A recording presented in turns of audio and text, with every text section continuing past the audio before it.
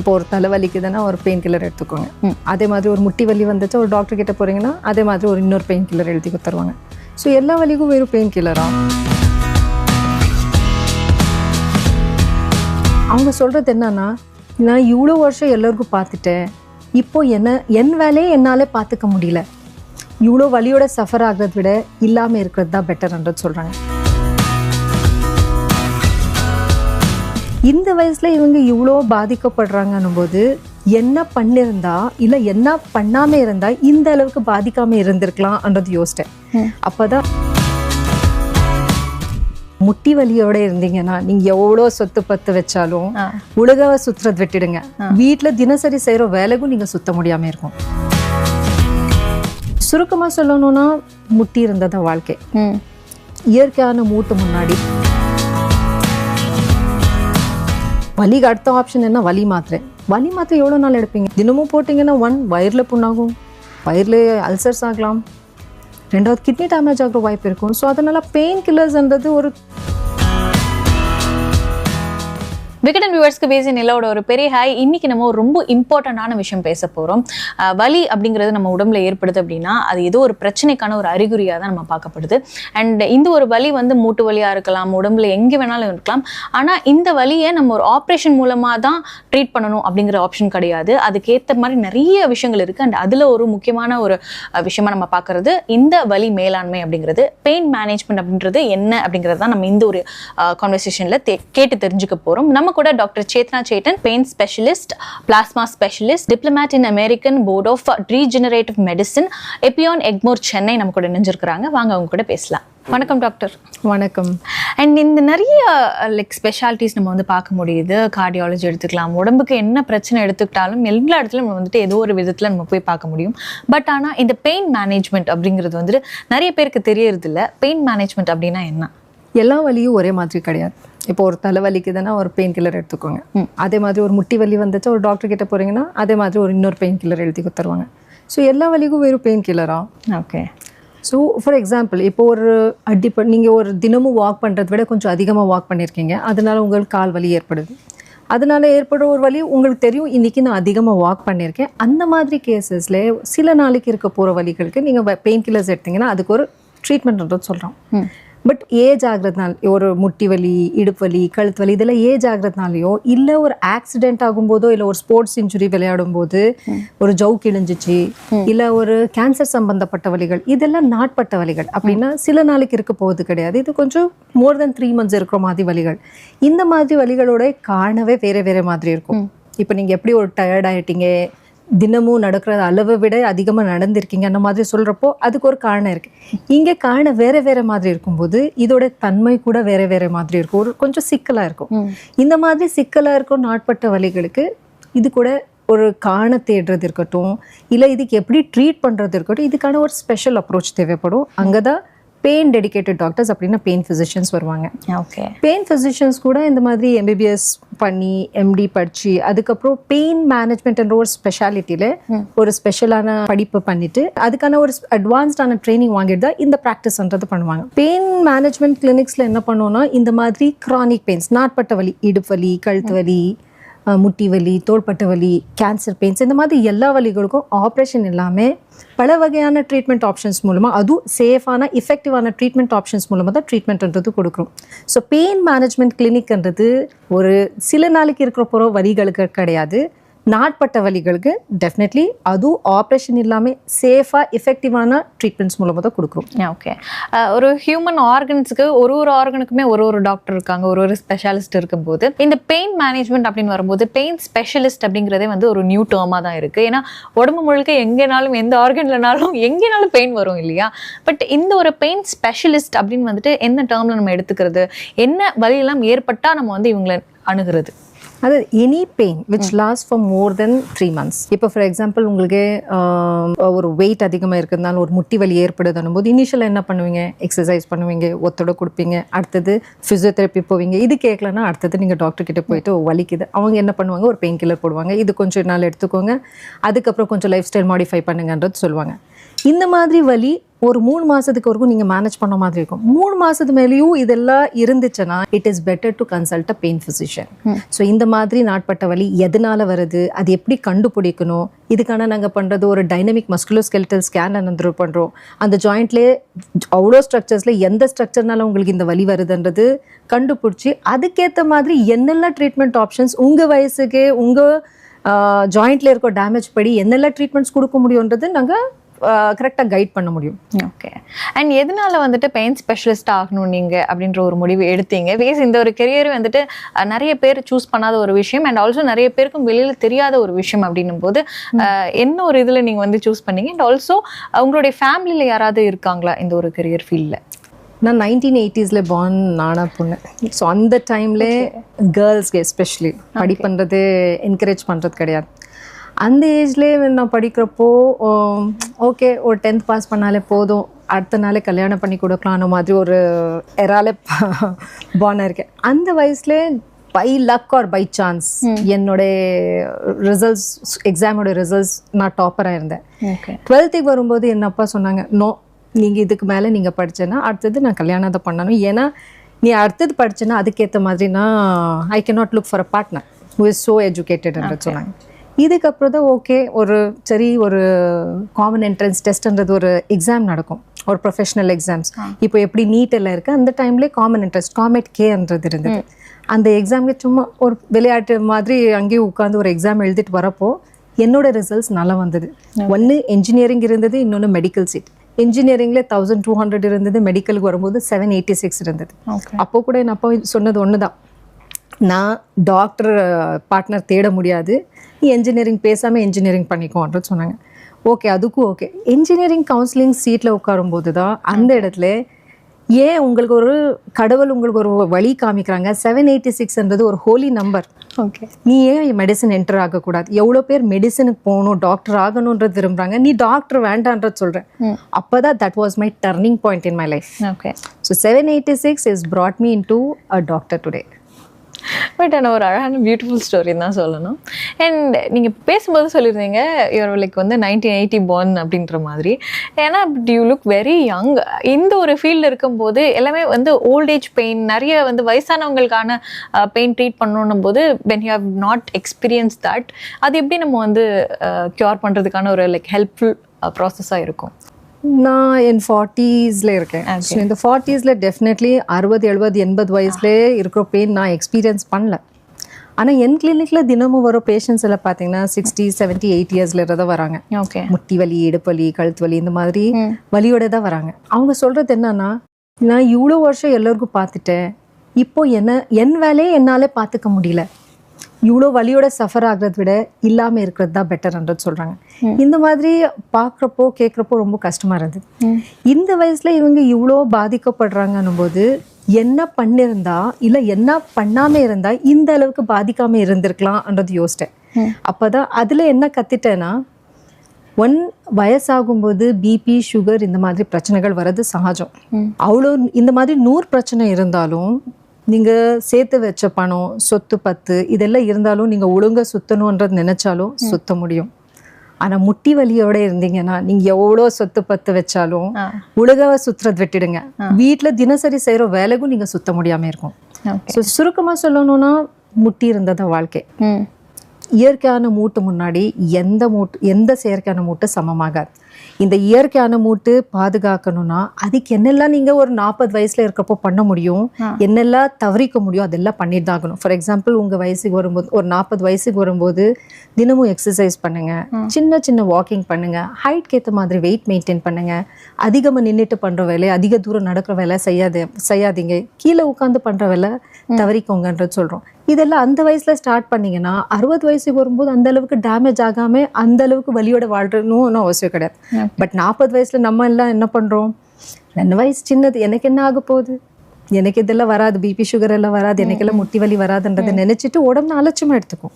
But 60 வயசுக்கு வரும்போது அந்த சின்ன சின்ன டேமேஜ் 60 வயசுக்கு வரும்போது பெரிய டேமேஜ் ஆயிடும். அந்த 40 வயசுல உடம்பு நம்ம பேச்சு கேட்கும். பட் 60 வயசுக்கு வரும்போது உடம்பு பேச்சு நம்ம கேட்க மாதிரி ஆகும். அதனால அந்த அளவுக்கு பாதிக்காம மற்றவங்க மேலே டிபெண்ட் ஆகாம உங்க வேலை நீங்களே செய்ய மாதிரி இருக்கணும்னா 40 வயசுலேயே நீங்கள் இந்த மாதிரி சின்ன சின்ன லைஃப் ஸ்டைல் மாடிஃபிகேஷன்ஸ் இருக்கட்டும், உங்கள் ஈட்டிங் ஹேபிட்ஸ் இருக்கட்டும், இல்லை எக்ஸசைஸ் பண்ணுறது இருக்கட்டும், இதெல்லாம் கரெக்டாக ஃபாலோ பண்ணிங்கன்னா 60லே நீங்கள் வலி இல்லாமல் மற்றவங்க மேலே டிபெண்ட் ஆகாமல் வாழலாம்.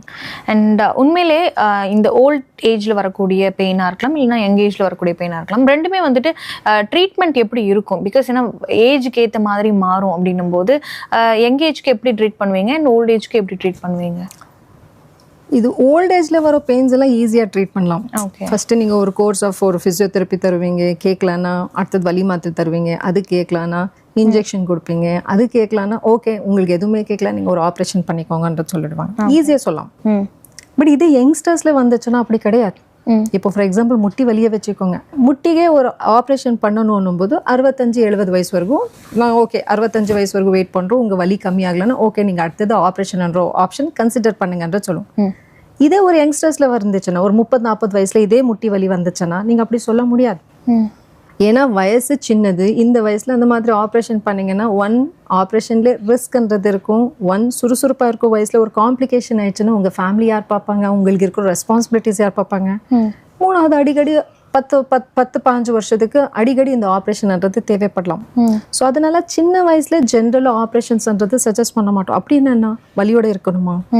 வலிக்கு அடுத்த ஆப்ஷன் என்ன? வலி மாத்திரை எவ்வளோ நாள் எடுப்பீங்க? நீங்கள் பிபி சுகருக்கு தினமும் எடுக்கிற மாதிரி ஒரு மல்டி வைட்டமின் மாதிரி வலிக்கான மாத்திரை தினமும் போட முடியாது. தினமும் போட்டிங்கன்னா வயிறில் புண்ணாகும், வயிறில் அல்சர்ஸ் ஆகலாம், 2வது கிட்னி டேமேஜ் ஆகிற வாய்ப்பு இருக்கும். ஸோ அதனால் பெயின் கில்லர்ஸ்ன்றது ஒரு தொடர்ந்து எடுக்கிறதுக்கு ஒரு கரெக்டான ஆப்ஷன் கிடையாது.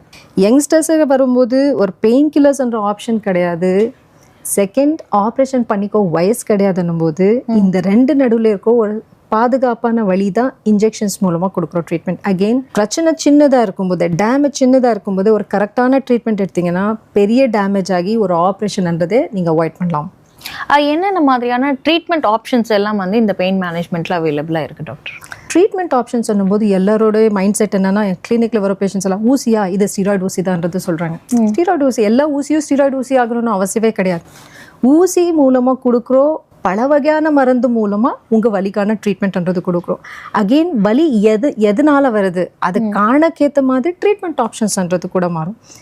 பெயின் மேனேஜ்மெண்ட் கிளினிக்லேயே ஒரு ஜாயிண்ட் பெயின்ஸ், ஒரு முட்டி வலி, இடுப்பு வலி, கழுத்து வலி, இந்த மாதிரி வயசாகிறதுனால ஏற்படுற ஒரு தேய்மானம்னாலேயோ, இல்லை ஒரு ஆக்சிடென்ட்னால, இல்லை ஒரு ஸ்போர்ட்ஸ் விளையாடும் போது ஏற்பட்டிருக்கோ இந்த ஜவு கிளிகள்னால ஏற்பட்டிருக்கோ டேமேஜ்களுக்கோ, இந்த மாதிரி பிரச்சனைகளுக்கு ஊசி மூலமாக ட்ரீட்மெண்ட்ன்றது கொடுக்குறோம். Like options radio frequency ablation, ஒரு ஸ்பெஷல் நீடில் மூலமாக ஒரு special radio frequency current use பண்ணி வலி குறைக்கிற மாதிரி ட்ரீட்மெண்ட்ன்றது கொடுக்குறோம். இது போக ஜெல் இன்ஜெக்ஷன்ஸ் இருக்குது, platelet rich plasma therapy, regenerative therapy என்று சொல்கிறோம். அப்படின்னா உங்கள் சொந்த ரத்தத்தை எடுத்துகிட்டு ஒரு ஸ்பெஷல் மெஷினில் ப்ராசஸ் பண்ணி அதில் இருக்க ஹீலிங் செல்ஸ் மட்டுமே எடுத்துகிட்டு எந்த இடத்துல டேமேஜ் இருக்கோ அந்த இடத்துல ஊசி மூலமாக போட போகிறோம். அகெயின் அந்த ஊசி போடுறப்போ மறுத்து போகிற லோக்கல் அனஸ்தீசியா, எந்த இடத்துல ஊசி போட போகிறோம் அந்த இடத்துல மறுத்து போகிற ஊசி போட்டுட்டு தான் பண்ண போகிறோம். ஸோ வலி பெருசுதான் இருக்கும்ன்றதும் கிடையாது. அண்ட் இதோட பியூட்டி பார்த்தீங்கன்னா, இது ஒரு ஆப்ரேஷன் இல்லாத ட்ரீட்மெண்ட், மயக்கம் மருந்து தேவை கிடையாதுன்னும் போது இதுக்கு சம்மந்தப்பட்ட ரிஸ்க் இருக்கட்டும், காம்ப்ளிகேஷன்ஸ் இருக்கட்டும், மொத்தமாக அவாய்ட் பண்ணலாம். 3வது பார்த்தீங்கன்னா, இது ஆப்ரேஷன் இல்லாத ட்ரீட்மெண்ட் போதும் ஹாஸ்பிட்டல் அட்மிட் ஆகணும், தங்கணும்னு அவசியமும் கிடையாது. என்னைக்கு ட்ரீட்மெண்ட் எடுக்கிறீங்களோ அன்றைக்கி நீங்கள் டிஸ்சார்ஜ் ஆகி அடுத்த நாளே இன்கேஸ் நீங்கள் ஒர்க்கிங்கன்னா அடுத்த நாளே உங்கள் ஒர்க்குக்கு திரும்பலாம். ஸோ இது ஒன்று சேஃபான எஃபெக்டிவான ட்ரீட்மெண்ட். அட்வான்ஸ்டான ட்ரீட்மெண்ட் பண்ணும்போது இதில் ஒரு பெரிய ரிஸ்க் இருக்குன்றதும் கிடையாது. ஸோ சேஃபாக நீங்கள் இந்த ட்ரீட்மெண்ட் எல்லாம் எடுத்துக்கலாம்.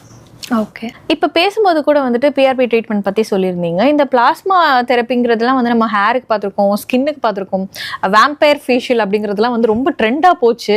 அண்ட் இதை வந்து நம்ம லைக் நீ பெயினுக்கு ஆர் என்ன மற்ற ரீதியான பெயினுக்குலாம் பண்ண முடியும் அப்படிங்கிறதே வந்து ரொம்ப சர்ப்ரைசிங்காக இருக்குது.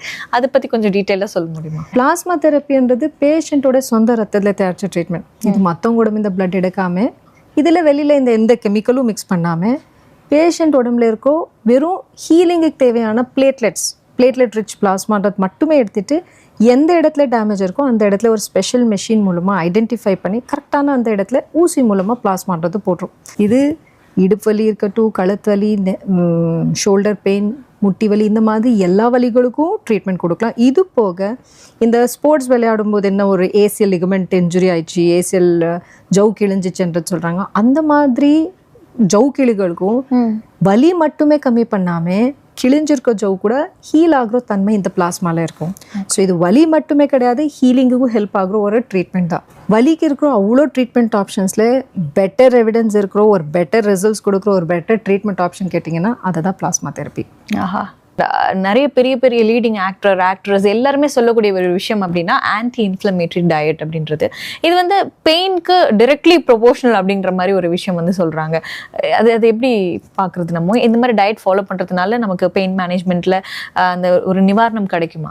Diet plays a very big role in pain management. இந்த நீங்கள் ஆன்டி இன்ஃப்ளமேட்டரி டயட் தான் நான் சஜஸ்ட் பண்ணுவேன். ஆன்டி இன்ஃப்ளமேட்டரி டயட்ன்றது இன்னும் ஒரு பெரிய ஃபேன்சியான டயட் கிடையாது, உங்கள் வீட்டு சாப்பாடு தான். ஓகேங்களா? ஸோ அதுலேயும் ஒரு முக்கியமானது ஏதாவது கேட்டிங்கன்னா south Indian food is my favourite. Okay, south Indian ஃபுட்டில் இருக்கிற ப்ராப்பர்ட்டிஸ், ஒரு வலி குறைக்கிறது இருக்கட்டும், வீக்கோ குறைக்கிறது இருக்கட்டும், இது எந்த டயட்லையும் கிடையாது. சவுத் இண்டியனில் சாப்பிட்றோம் இட்லி தோசை, அது அரைக்கணும் போது அதுக்கு போடுறோம் நீங்கள் அரிசி பருப்பு, அது ஒரு ஓவர் நைட்டை ஃபர்மெண்ட் பண்ணிவிட்டு அடுத்த நாள் பண்ணுறீங்க. ஸோ இதில் வர ஒரு கட்டுக்கு தேவையான ஒரு இம்பார்ட்டண்ட்டான பாக்டீரியாஸ் எல்லாம் இருக்கும். இது கூட நீங்கள் சாம்பார் வச்சு சாப்பிட்றீங்க, சாம்பாரில் என்ன இருக்குது?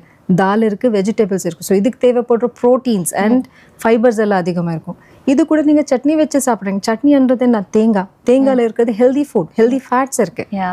ஸோ இதெல்லாம் நீங்கள் சேர்த்து வச்சு சாப்பிட்றீங்கன்னா ஏன் இதில் போடுற ஸ்பைசஸ் பாருங்கள், இஞ்சி, மஞ்சள், சீரகம், பூண்டு இதெல்லாம் போடுறீங்கன்னும் போது இதோட ஸ்பைசஸ் ஃப்ளேவர் மட்டுமே கிடையாது, இதில் வீக்கோ குறைக்கிற தன்மை இருக்கும். இன்டர்ன் உங்கள் பெயின்ன்றது கம்மியாகும்.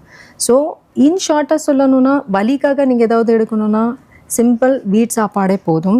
ஏதாவது அவாய்ட் பண்ணணுன்றது பார்க்குறீங்கன்னா better to avoid processed food, இல்லை ஒயிட் கலரில் இருக்கிற ஃபுட் ஐட்டம்ஸ் அவாய்ட் பண்ணுங்க. லைக் மேதா, சுகர், சால்ட், இந்த மாதிரி ஃபுட் ஐட்டம்ஸ் அவாய்ட் பண்ணுறது பெட்டர். இன் ஷார்ட்டாக சொல்லணும்னா சவுத் இண்டியன் டயட்டு எப்படின்னா உணவே மருந்து மாதிரி. So I would prefer a south Indian diet. ஒரு ஹெல்த்தியாக இருக்கிறதுக்கோ ஒரு பெயின் அவாய்ட் பண்ணுறதுக்கோ ஏதாவது கேட்டிங்கன்னா south Indian food best food. And இந்த ஒரு டயட்ன்றது யங்ஸ்டர்ஸ் மத்தியில் ரொம்ப ஃபெமிலியராக இருக்கக்கூடிய ஒரு டயட் அப்படின்லாம். பட் ஆனால் இப்போ இருக்க யங்ஸ்டர்ஸ் பார்த்தோன்னா ஏகப்பட்ட பிரச்சனைகள், பிபி யங் ஏஜில் வருது, பிபி, டயபெட்டிஸ் எல்லாமே வந்துட்டு யங் ஏஜில் எல்லாருக்குமே வருது. ஈவன் ஹார்ட் அட்டாக் கூட ரொம்ப காமன் ஆயிடுச்சு. 2025 எல்லாமே வந்துட்டு சஃபர் ஆகிறாங்க. அப்படின்னும் போது அந்த எதனால அப்படின்னு ஒரு விஷயம் நடக்குது? 25 இயர்ஸ்ன்றது டூ லேட் ஆயிடுச்சு. இப்போ எல்லாம் 18 இயர்ஸ். எஸ், ஃபியூ கேசஸ் அப்படின்னு ரிப்போர்ட்டட் 18 இயர்ஸ்லேயும் ஹார்ட் அட்டாக் வருது. ஸோ இதெல்லாம் அகெயின் நான் சொன்ன மாதிரி லைஃப் ஸ்டைல். உங்கள் லைஃப் ஸ்டைல் நீங்கள் அலட்சியமாக எடுத்துட்டிங்கன்னா இந்த மாதிரி வயசாகும்போது வர வேண்டிய பிரச்சனை எல்லாம் சின்ன வயசில் வரலாம். வயசு சின்னது, என்ன வேணாலும் சாப்பிடலாம், என்ன வேணாலும் பண்ணலாம், எனக்கு ஒன்றும் ஆகாதன்ற மாதிரி அலட்சியமாக எடுத்துட்டிங்கன்னா இந்த மாதிரி பிரச்சனைகள் வரும். நீங்கள் சொன்ன மாதிரி ஜிம்மில் ஹார்ட் அட்டாக்ஸ் அதிகமாக ஆகும். ஏன்னா இப்போ இருக்கிற ப்ரெசென்ட் ஜென்ரேஷனில் எப்படின்னா தொடர்ந்து உட்காந்து வேலை செய்கிறாங்க 6 to 8 hours எந்த பிரேக் இல்லாமல். ஏன்னா ஒர்க் மட்டுமே தான் அவங்களுக்கு ஃபோக்கஸ். டயட்டுக்கு முக்கியத்துவம் கொடுக்கறது கிடையாது, தூக்கத்துக்கு முக்கியத்துவம் கொடுக்கறது கிடையாது. தூக்கம்ன்றது எப்படி ஒரு ரீசெட் பட்டன் மாதிரி. அடுத்த நாள் நீங்கள் ரெடி ஆகணும்னா அந்த ரீசெட் பட்டன் எப்படி ஒரு ஃபோன் வேலை செய்யலைன்னா நீங்கள் என்ன பண்ணுறீங்க? ரீசெட் பண்ணுறீங்க. அதே மாதிரி உங்கள் உடம்பு அடுத்த நாள் ஸ்ட்ரெஸ் எடுக்கிறதுக்கு ரெடி ஆகணும்னா அந்த ரீசெட் பட்டன் தான் இந்த ஸ்லீப். மினிமம் 6-8 மணி நேரம் தூக்கம் இருக்கணும். இப்போ யார் தொடர்ந்து உட்காந்து வேலை செய்கிறாங்க, ஃபிசிக்கல் மட்டுமே கிடையாது, மென்டலியும் ஸ்ட்ரெஸ் அதிகமாக இருக்கும். இந்த மாதிரி யங் ஏஜ்லேயே ஒரு லைஃப் ஸ்டைல்கே அவங்க ஃபுட் ஹேபிட்ஸ்க்கே முக்கியத்துவம் கொடுக்காம இருக்கப்போ இந்த மாதிரி பிரச்சனைகள் எல்லாம் வரும். எக்ஸசைஸ் பொறுத்து பேசணும் போது எக்ஸசைஸ் பண்ணுங்கன்னா இப்போ இருக்க ஜென்ரேஷன் எப்படின்னா 2 கேட்டகரி இருக்காங்க. சுத்தமாக எக்ஸசைஸ் பண்ணாமல் ஒரே இடத்துல சாப்பிட்றது, ஒரே இடத்துல உட்காருறது, எல்லாம் மொபைல், டிவி அங்கே தான் வரும். ஸோ ரெஸ்ட்ன்றது ஒரு ரஸ்ட் பிடிக்கும் மாதிரி. இன்னொரு செட் ஆஃப் ஜென்ரேஷன் எப்படி இருக்காங்கன்னா பண்ணால் அதிகமாக பண்ணுவாங்க. Too much is too bad. உங்கள் உடம்பு வலிக்குது, உங்கள் உடம்புல பிரச்சனை இருக்கணும் போது உடம்பேச்சு கேட்கணும், அதுக்கு தேவைப்படுற ரெஸ்ட் கொடுக்கணும். சில பேர் அது மீறி இல்லை நான் பண்ணணும், இவ்வளோ டார்கெட்டில் நான் இதை அச்சீவ் பண்ணணுன்ற ஒரே ஒரு நோக்கத்தில் அவங்க உடம்பு மீறி அதிகமாக பண்ணுறாங்க. உடம்பேச்சு கேட்காம, உடம்புக்கு அட்ஜஸ்ட் ஆகிறதுக்கு டைம் கொடுக்காம அது மீறி பண்ணும்போது உடம்பு என்ன ஆகும்? ஆப்வியஸ்லி இந்த மாதிரி ஒரு சிக்னல்ஸ் கொடுக்கும் இல்லைன்றதுல. அது மீறி பண்ணும்போது தான் இந்த மாதிரி sudden cardiac arrest, sudden heart அட்டாக்ஸ்ன்றது ரொம்ப காமன். இப்போ இருக்கோ லைஃப் ஸ்டைல், இப்போ இருக்கோ ஸ்ட்ரெஸ்ஃபுல்லான லைஃப்பில் யங்ஸ்டர்ஸ் எல்லாம் எப்படின்னா people are dying rich, they're not living rich. ஒரு சின்ன வயசுலேயே எக்ஸ்பயர் ஆகுறாங்க, is a bad thing. So உங்கள் லைஃப் ஸ்டைல்னால ஒரு டெத்து ஃபேஸ் பண்ண மாதிரி இருக்கீங்கன்னா high time you change your life style. Okay.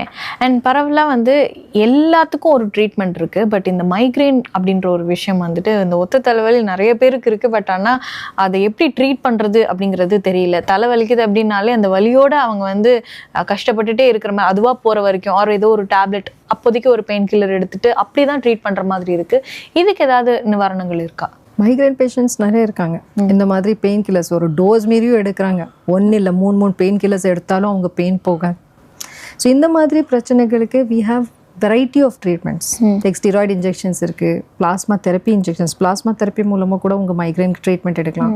ரொம்ப ஒரு அட்வான்ஸ்டான ட்ரீட்மெண்ட் கேட்டிங்கன்னா போட்டாக்ஸ் இன்ஜெக்ஷன்ஸ். இல்லை, இது ஆக்சுவலாக போட்டாக்ஸ் அப்படிங்கிறது வந்து நமக்கு ஃபில்லர்ஸ் மாதிரி தானே யூஸ், லைக் டெர்மா ஃபில்லர்ஸ் மாதிரி யூஸ் பண்ணுற ஒரு ஐட்டம். அது எப்படி நம்ம லைக் மைக்ரைனுக்கு யூஸ் பண்ண முடியும்? அதே போட்டாக்ஸு உங்கள் மசில், இந்த மைக்ரைன்லேயே ஒரு மசில்ன்றது ரொம்ப டைட் ஆகும். இப்போ சப்போஸ் இந்த பக்கம் ஒரு வலிக்குதுன்னும் போது இந்த பக்கம் இருக்க மசில்ஸ் எல்லாம் டைட்டாக இருக்கும்.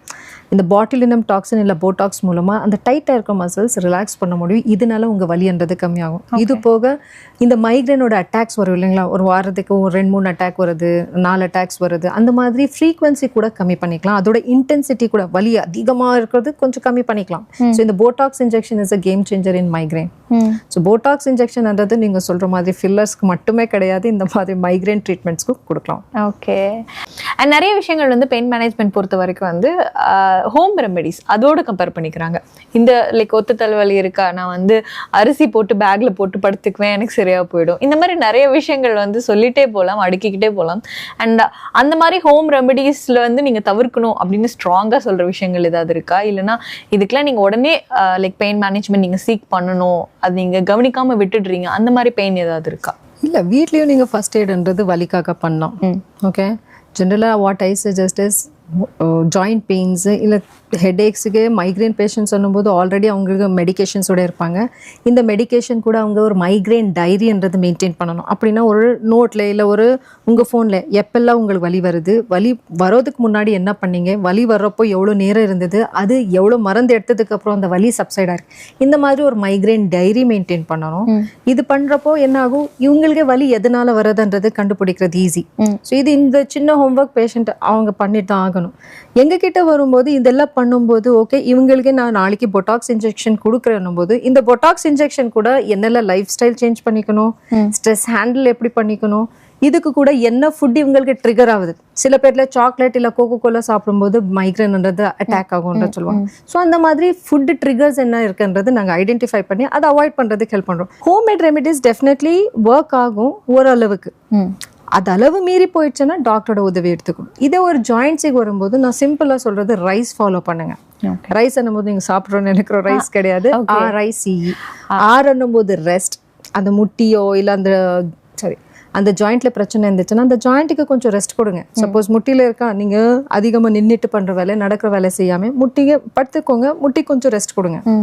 ஐன்றது ஐஸ் கம்ப்ரெஷன். அப்படின்னா ஒரு ஐஸ் கட்டி எடுத்துட்டு மெலிசான காட்டன் துணியில் ரேப் பண்ணி எந்த இடத்துல பிரச்சனை, எந்த இடத்துல வலிக்குதோ அந்த இடத்துல விட்டு விட்டு ஒத்தட கொடுங்க. இதனால வீக்கோன்றது கம்மியாகும், வலி கூட கம்மியாகும். 3வது கம்ப்ரெஷன். Cன்றது கம்ப்ரெஷன். அப்படின்னா அதுக்கு தேவை வீக்கோ இருந்துச்சுன்னா ஒரு பிங்க் கலர் எலாஸ்டிக் பேண்டேஜ் வரும் இல்லைங்களா, ரோஸ் கலரில், அந்த பேண்டேஜ் போடலாம். அதனால வீக்கோன்றது குறையும். 4வது இ என்னும்போது எலிவேஷன். உங்கள் அந்த ஜாயிண்ட் மற்ற உடம்புக்கே கொஞ்சம் ஹைட் லெவல் மேலே வச்சுட்டிங்கன்னா அது கொஞ்சம் வலி வீக்கோ கம்மியாகும், ஹீலிங்கு கூட ஹெல்ப் ஆகும். ஸோ இது ஃபர்ஸ்ட் எய்டாக எடுத்துக்கலாம். But first aid is not the sole treatment. இது ஒரு சப்போர்ட்டிவ் ட்ரீட்மெண்ட்டாக எடுத்துக்கலாம். பட் இதே மட்டுமே வச்சுட்டு நீங்கள் ட்ரீட்மெண்ட் எடுத்துக்க முடியாது.